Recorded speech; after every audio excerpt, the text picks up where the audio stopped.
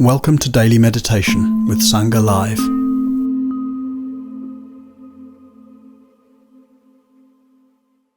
Very good morning to you, good afternoon to you, good evening to you, and for some of you, a good middle of the night to you.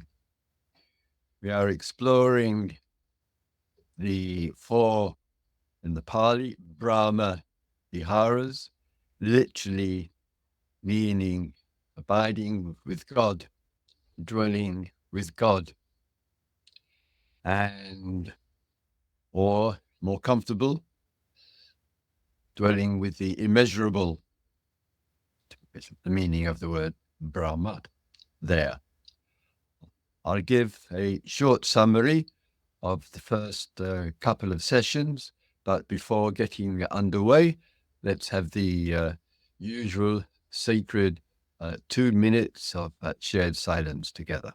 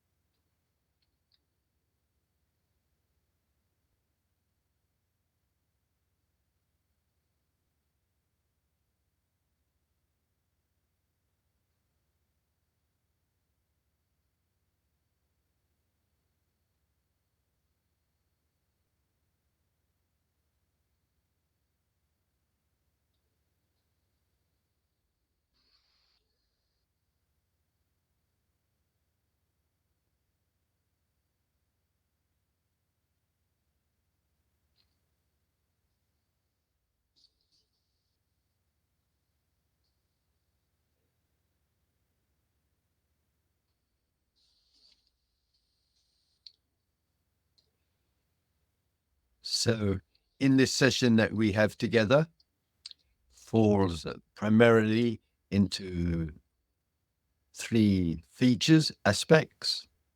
One of those is the guided meditation with a couple of minutes beforehand of a general overview of the days. Secondly, a talk on the theme. And thirdly, the opportunity, if you wish, to ask questions. And as George mentioned to you, there is now a question chat box, which you can click on so that it will be easy to see your questions as distinct from other chat points, such as hello, good morning, and so forth. With the overview, let me give a couple of minutes to that with you.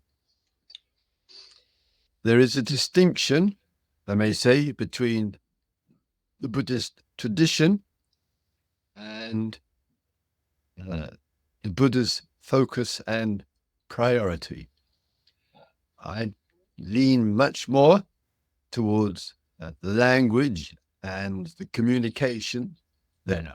So with these four Brahma Viharas, abiding with God, or abiding with the immeasurable, there, it's obviously, my view, pointing to something genuinely very, very deep.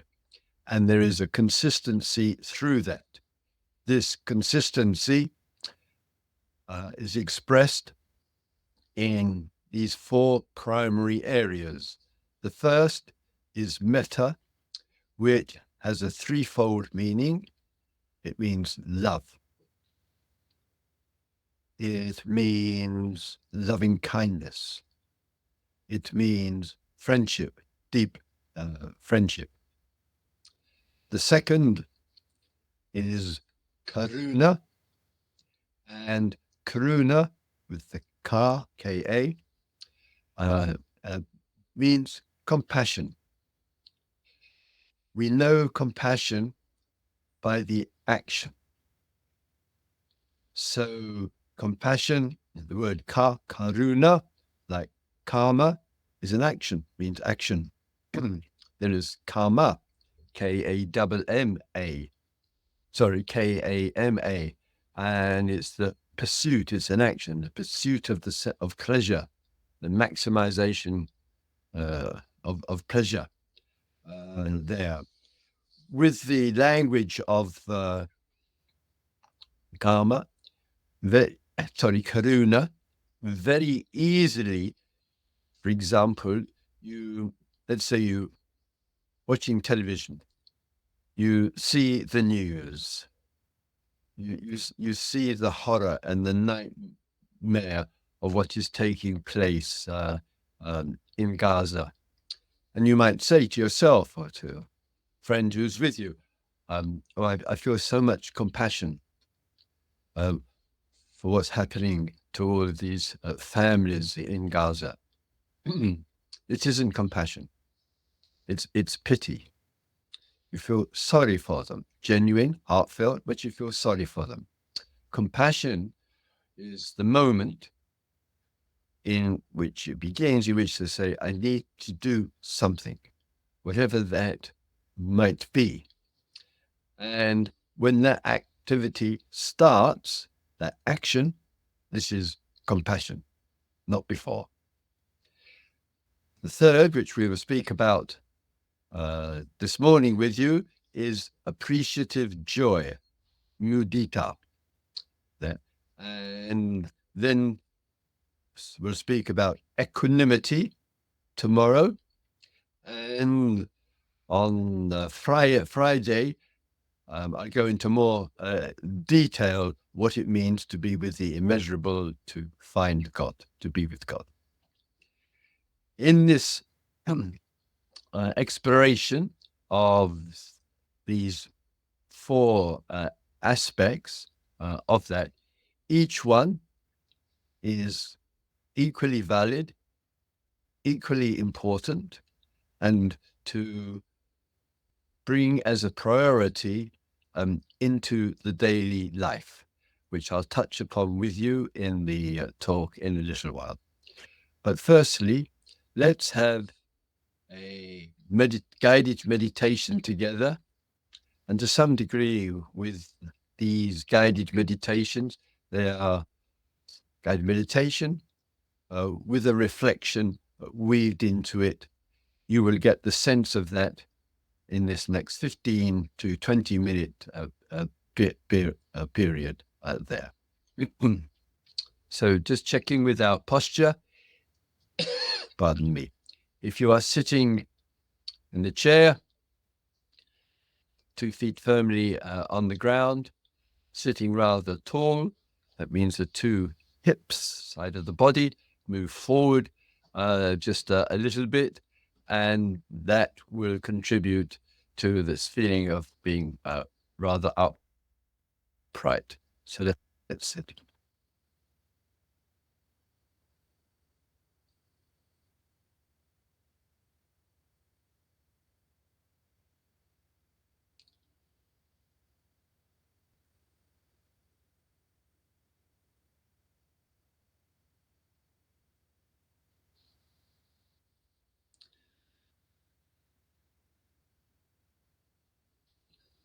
This being well established.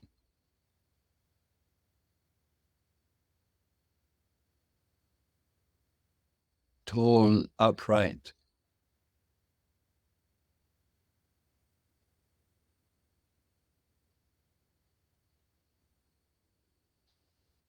Allowing our whole being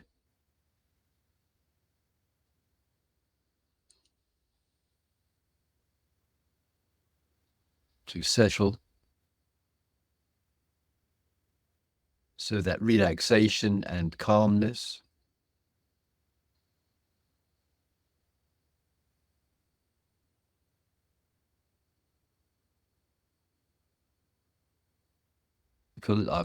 Is felt throughout the whole of the body.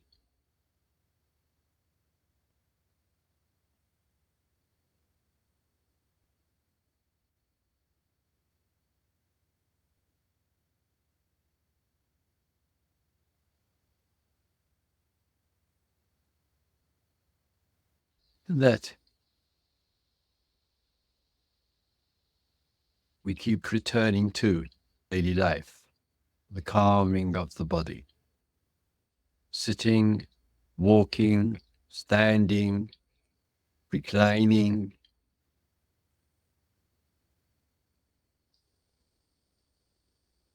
exercising, engaged in physical tasks.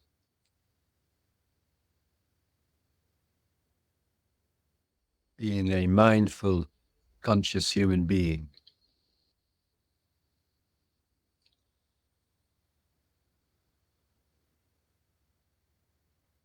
In a relaxed, clear mode.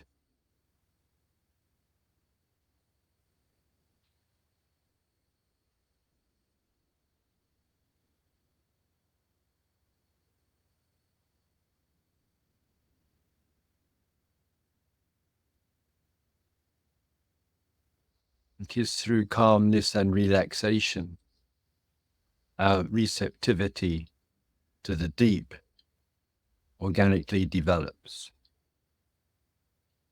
not through willpower, not through intensity of effort.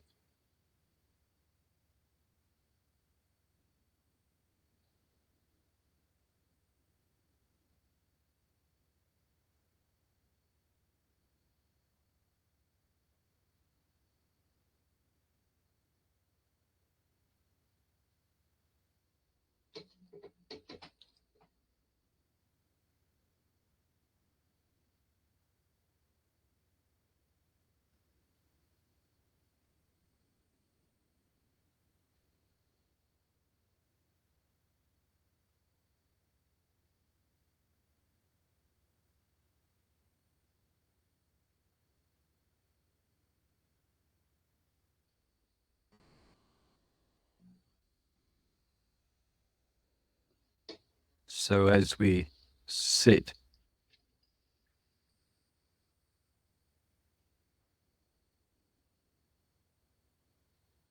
in a mindful, conscious human being,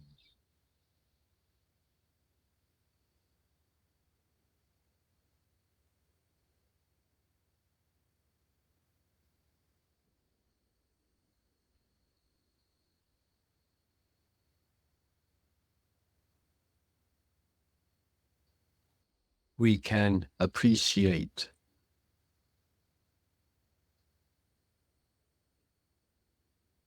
these rather precious moments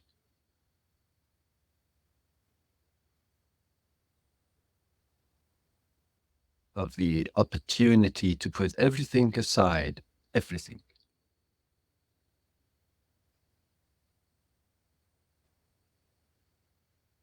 All of the tasks, activities, memories, plans,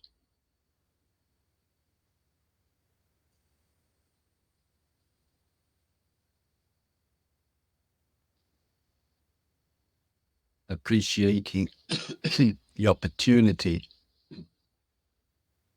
just to be.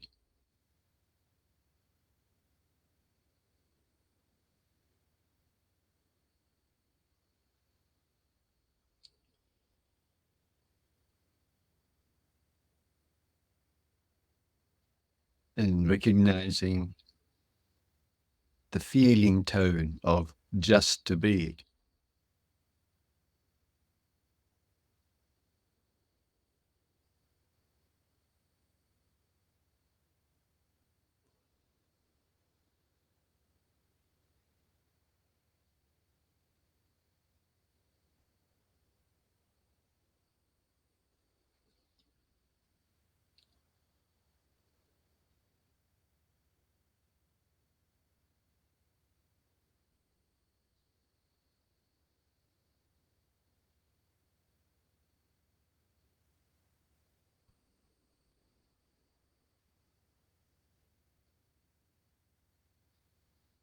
And the feeling tone of appreciation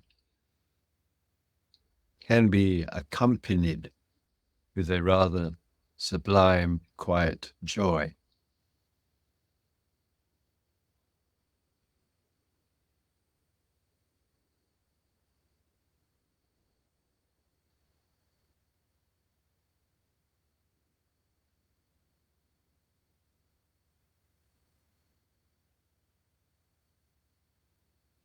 we have the quiet power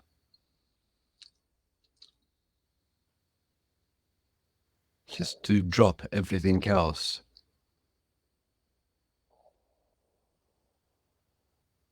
so that we can just appreciate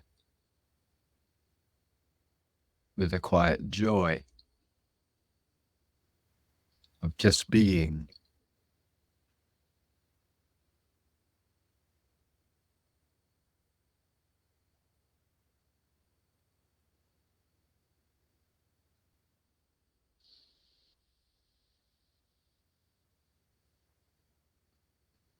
And recognizing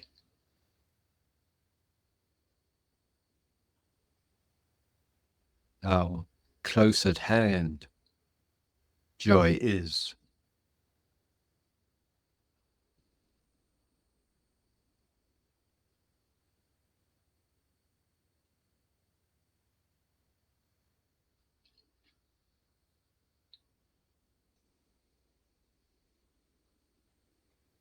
There is this nourishment of joy.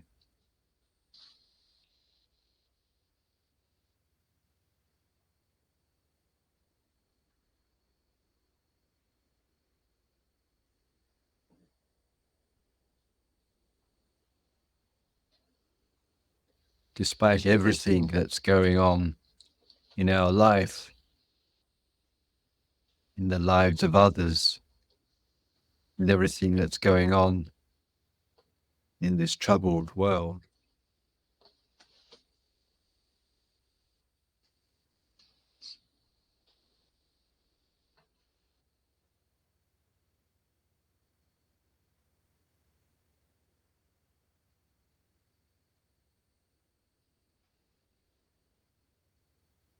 Appreciative joy can still keep breaking through.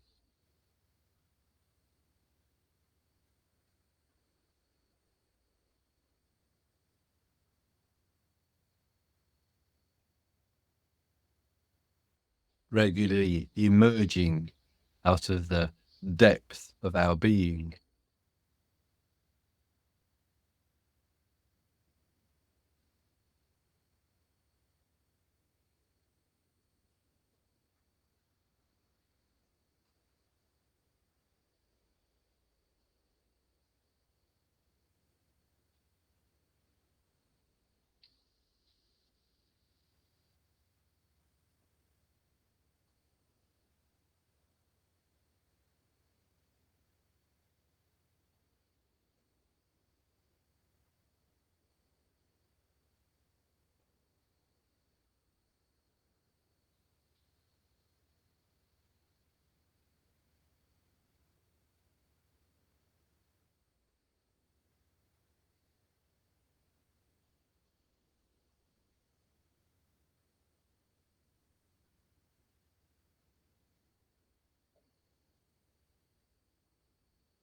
So we remain and abide rather still.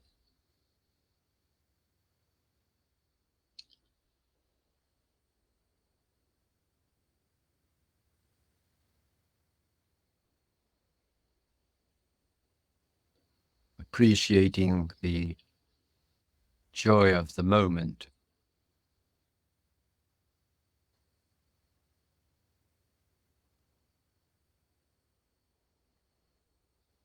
The joy of the absence of doing.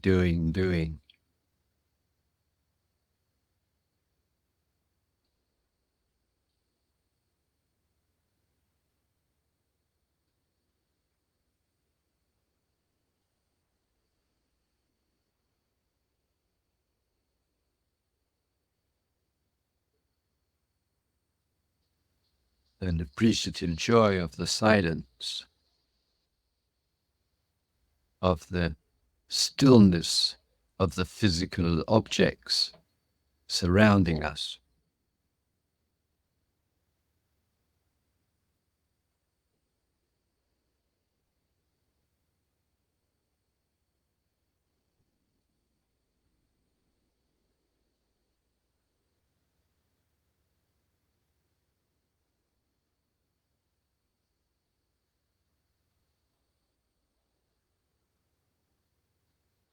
and appreciation of this immediacy, this time and space, this time we're in and the space within and around us.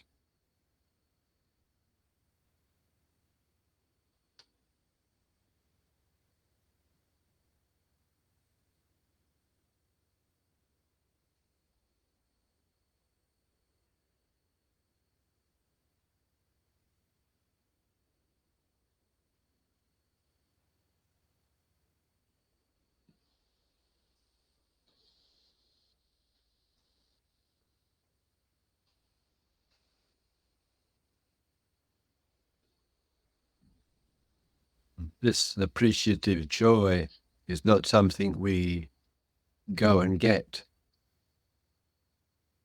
such as in the pursuit of pleasure,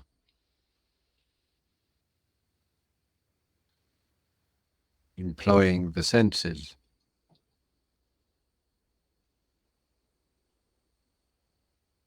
Appreciative joy comes to us from the deep.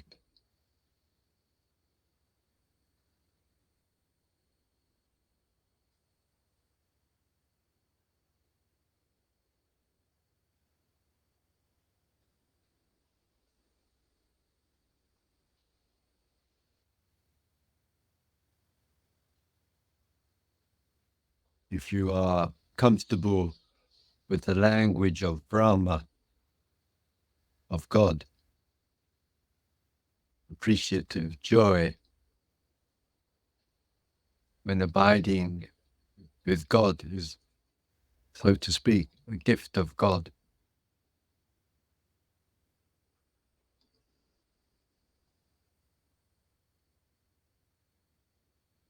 A natural emergence from the immeasurable,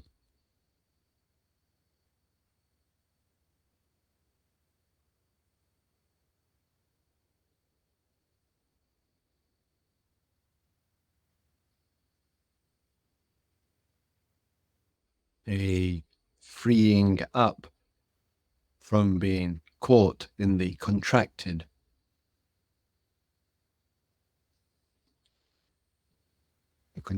states of mind, contracted thought, views.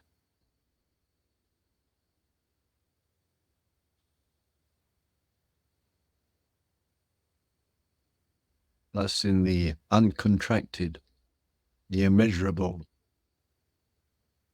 appreciative joy comes easily, effortlessly,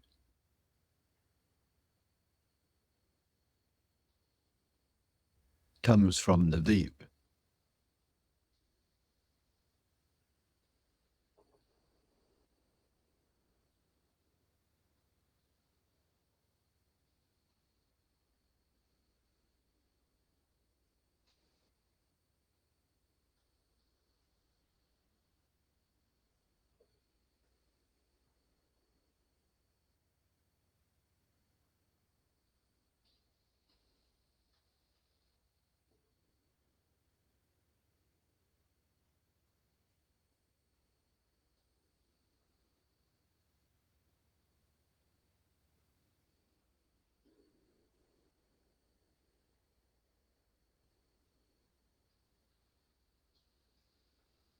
Dharma teachings and explorations do not support an ideology of priority to being in the here and now.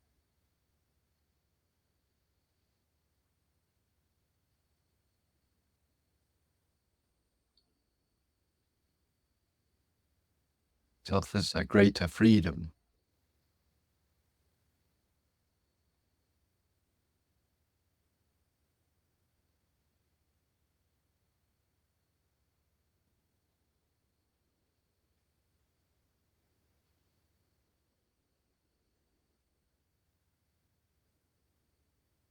We have the quiet power as well to reflect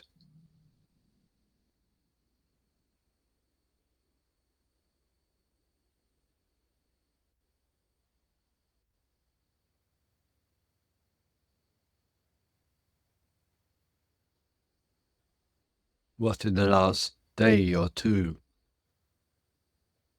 has come to us,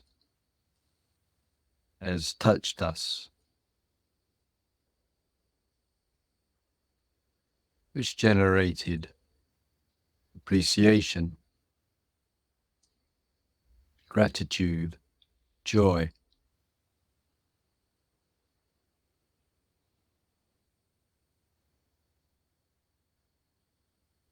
Often coming without any plan or expectation, something we saw or heard or smelt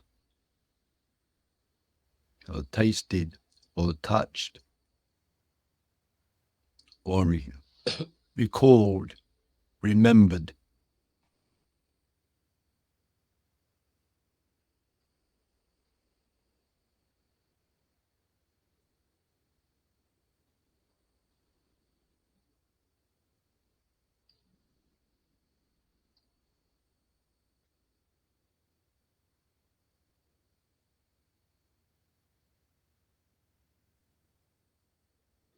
So what was can be a resource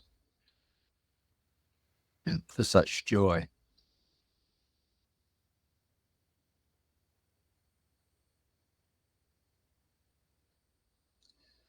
What is can be another resource. What will be or might be can be another resource.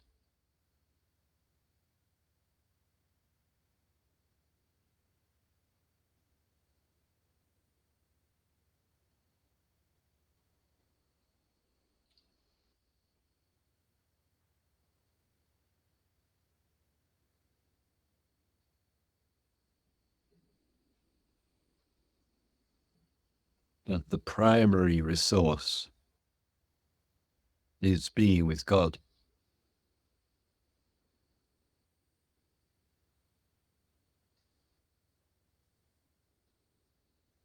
Being with the sense of the immeasurable.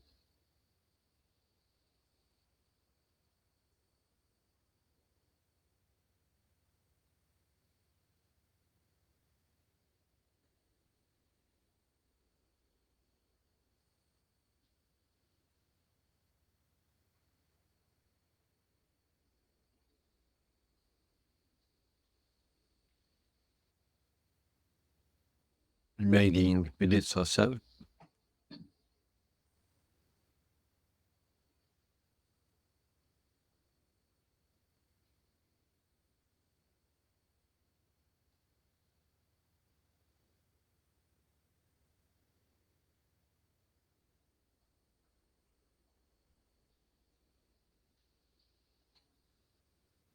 Okay, thank you.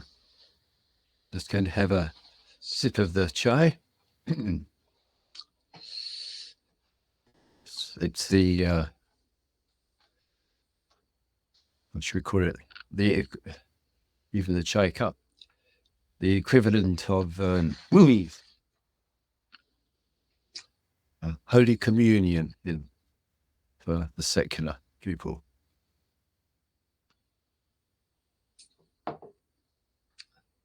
I'm not a secularist, by the way. All right. So, short talk on the theme, some question and answers to follow on there from you. So, the bigger picture. It does have a relationship to the theme. So, one, bigger picture. Love, compassion, love with purpose to reduce suffering.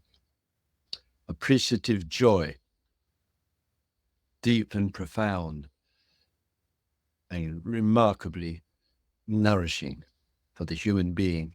And equanimity, the ability to stay steady.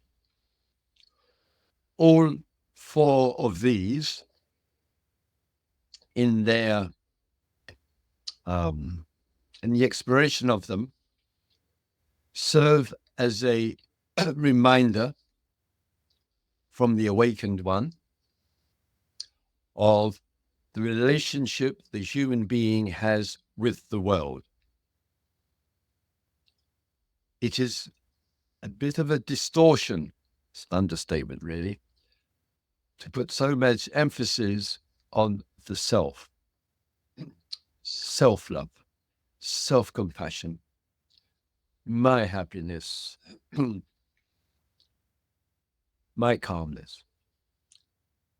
Where the word mindfulness is used regularly enough in the language of the Buddha, frequently it's immediately followed up with inner and outer. Not just mindfulness experience, but mindfulness of the other, whatever the other is, whatever is outside of us, so to speak.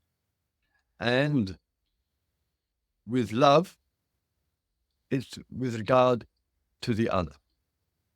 People, creatures, natural world, as three categories. With compassion, it's with regard to the other. So it is a reminder to us of this intimacy, this inseparability of the human being engaged day in and day out with the dynamics, we might call it inner and outer, and recognizing the interplay between the two. And the Brahma Viharas are powerful for that, for sure. With the first two, as mentioned previously, there are many moments when you and I may not feel especially loving, may not feel, the heart may not feel, I want to do this, for whatever it might be. And so with the love, it of course can cooperate and be with the expressions and the flow of feelings and heartfulness, for sure. But it is not, it's deep. It's not dependent on the heart. Brahma Viharas are not essentially, these first two, about the heart. Then it's about awareness, it's about wisdom, clarity of purpose, and our engagement. And that matters as a principle much more than how we feel. Whether we feel loving or whether we feel compassionate or whatever. Sometimes life calls upon us to take no notice of the feelings, but a quiet trust in something needs to be said or needs to be done, and to follow that through. But then we come to appreciative joy. And again, in the second point there, back to the generality for a moment. In my view, and probably quite a few of you will share this, we are living in a very deeply troubled world.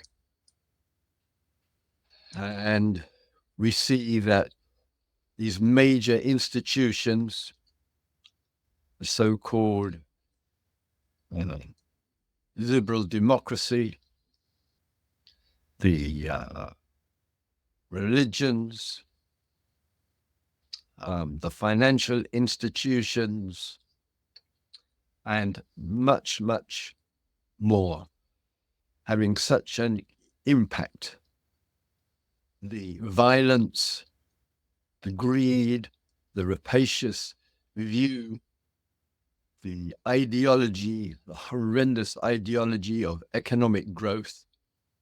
We look at all of this, we think, my God, It's not what has happened since the Industrial Revolution.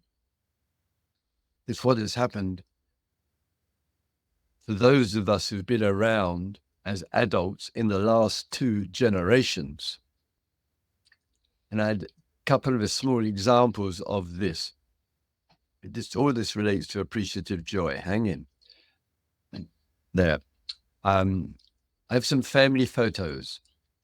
And in one, my sister, she was about 6 years of age, and I was probably maybe about 10 or 11.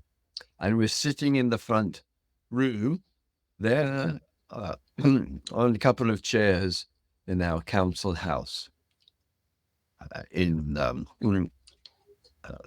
southeast London. The name of the council house estate was appropriately called Hard Up Hill, because everybody was hard up living at home. Anyway, how sparse. Armchair, couple of chairs, a small fire, a chest of drawers, a dining room table, a bit of carpet on the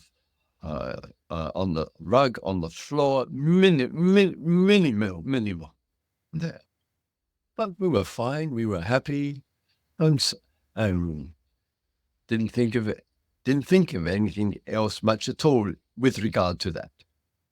And the second, I saw a photograph, actually in the newspaper, and it was Brighton Beach, which is a very popular stony beach in the south of England. And it was a very hot summer's day. And so you could see hundreds of people. It was hard to spot a person with weight issues, either being heavily overweight or obese, which is more than 20% overweight. Hardly in all those people. Wow, couple of generations, how things have changed dramatically for our children and for all through the age of high levels of weight, health issues, with all the impact that it has. All this economic growth. And while boasting about the quantity of life, living more years, actually it's not true anymore. It's going backwards at the moment. What about the quality of life? So you and I, faced with all of this, hearing about it, thinking about it, reading about it, and so forth, easily it can weigh upon us. If it weighs upon us, we end up as part of the problem. What's the cost? The cost is appreciative joy. That's the cost. Huge cost. And therefore, these teachings of the Brahma Viharas there, this particular one does genuinely place an obvious emphasis on the heart factor. Therefore, it is somewhat distinct from the first two, which doesn't depend on. And therefore, what comes from us, which we can't go out and buy, so therefore it's not in the world of consumerism, we can't get, it's a receptivity. And the exploration of that, as shown in the guided meditation, is through recognition of what did arise, which we appreciate and grateful for, being extremely mindful not to get nostalgic over small and major events in our day-to-day life. What is there to appreciate today? What brings you this joy in spite of all that's going on. And thirdly, that brightness and energy for the creative idea, for something that can be applied, for a new adventure or whatever. So it doesn't end there, but it certainly requires from us some calm of being, exploration of relaxation, a recognition of the beautiful moments. And what I have in mind here as well, and all of this, in fact, is a major antidote for our being to this troubled world. And even sometimes as well, of course, the troubled world within. Things on our mind, things that stop us getting to sleep, things which trigger the tendency to go back to the refrigerator and get some more food or eat this poisonous, ultra-processed food that the industry dishes out to us. And sometimes, in all of that may be going on, we kind of wake up a bit.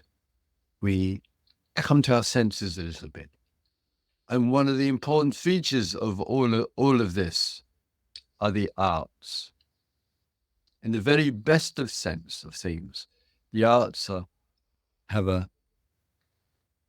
despite all the commercialization, the arts are a resource. They can touch the deep spots with us. And in our receptivity, so much can emerge. Yesterday,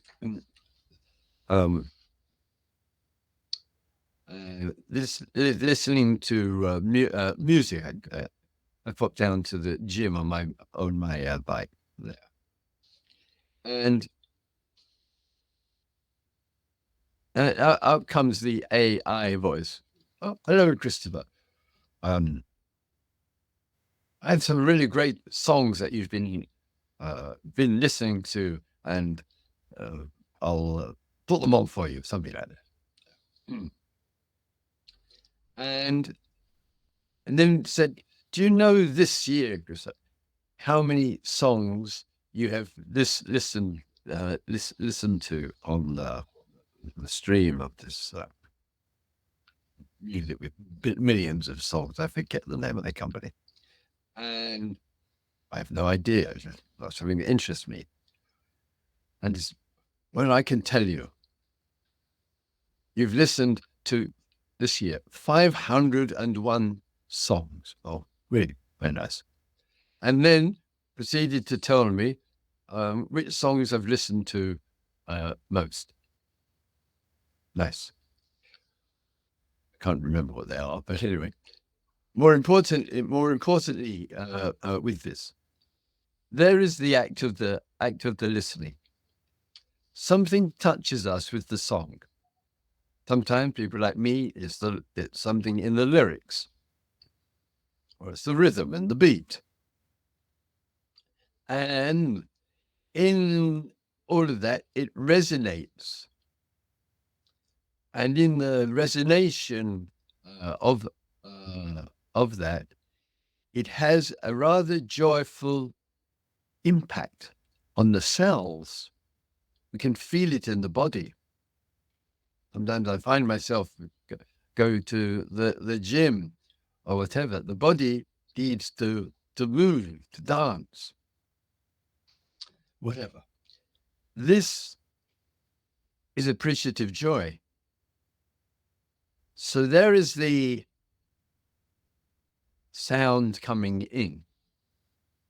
There is the receptivity. There is the space within.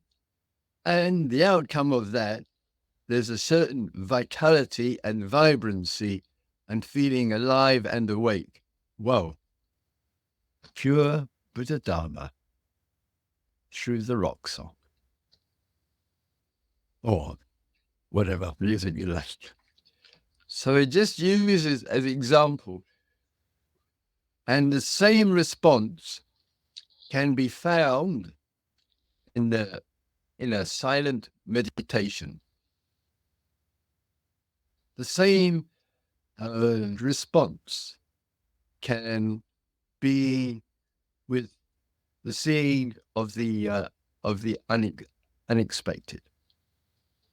Another small example. Yesterday, I had the heating engineers at home, and the reason for their coming here was the previous annual check of my radiators.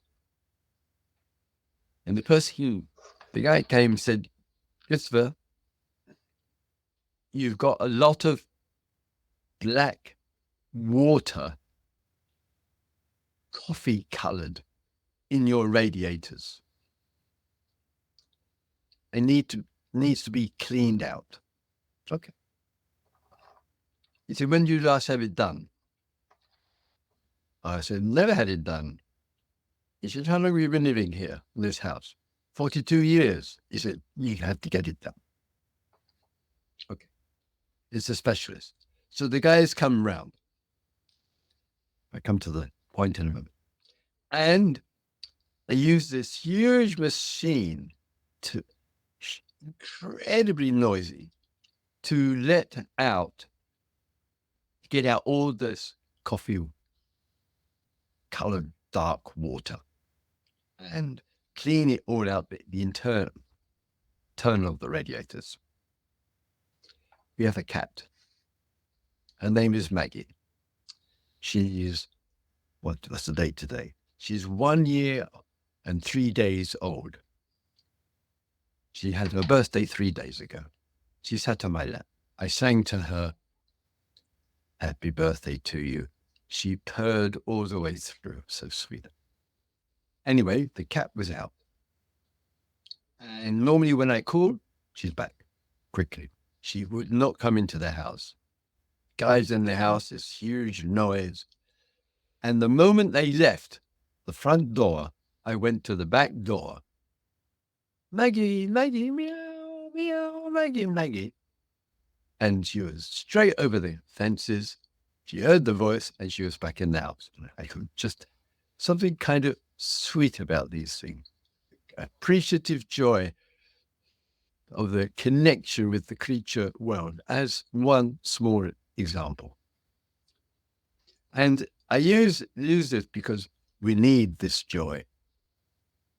We'll go dry. We'll feel overwhelmed with this world, with all of what is going on. And to have the sense, this joy is available. Yes, it is accessible. It's the small, unexpected, unplanned events. And let's keep a real focus and remembrance of this while engaged with love for others, while engaged with service and compassion, and to let the heart sing as well.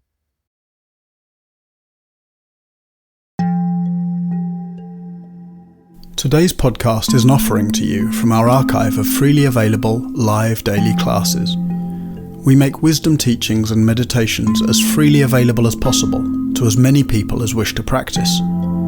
You can help ensure we can continue to support a worldwide Sangha by leaving a review wherever you get your podcasts, by sharing this with someone who'd be interested, and by offering a small financial support at sangha.live/donate.